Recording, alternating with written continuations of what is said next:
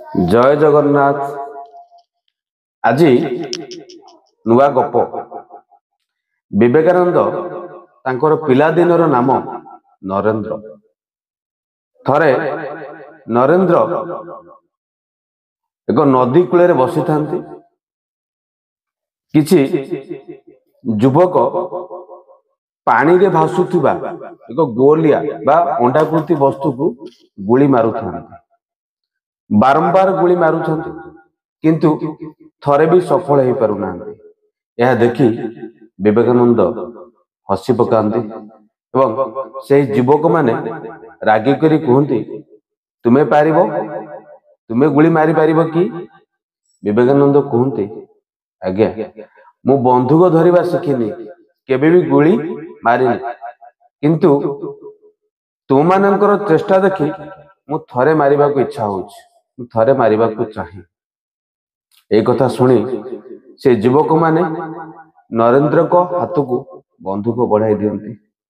जेतेबेले नरेंद्र से गोलाकार वस्तु पानी रे भासुथिबा गोलाकार वस्तु को लक्ष्य करती, सेतेबेले आखपाखर दृश्य आखपाखर शब्द अदृश्य हो जाए।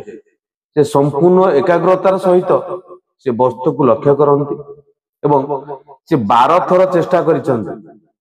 से वस्तु को गोली मारिबा पाई 12 थर से चेष्टा करिसंती। एमिति प्रत्येक थर गोली से गोलाकार वस्तु रे बाजिछि, संपूर्ण थर गोलाकार वस्तु रे बाजिछि। से युवक माने आश्चर्य होई पचारिसंती विवेकानंद को, तो तुम्हें केबे तो बंधुक धरिबा शिखिन, गुली चलैबा शिखिन, किंतु एकाथरे 12 थर जाक केमिति बजै पारिलो? सेठी विवेकानंद कहचंती, एथिपाई एकाग्रता मुख्य आवश्यक। आमे जहा को लक्ष्य करूचे, जहा को फोकस करूचे, तार चतुर्पार्श्व रे अनान्य जिनिस को आमे कोन करिबा? अदृश्य कर देबा, भूली जीवा से कोन अछि कि नाही। देन आमे कोन करि परिबा ना सफलता पाई परिबा। से गुली मारिबा हो नले पाठ पढ़िबा हो।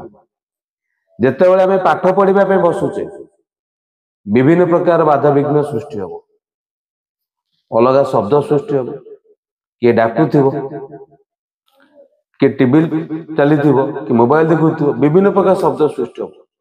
किंतु प्रत्येकटी प्रतिकूल परिस्थिति को सामना करी हमर लक्ष्य स्थल आगेबा दरकार, ताहले आमे निश्चिंत रूपे सफलता पाई परिबा।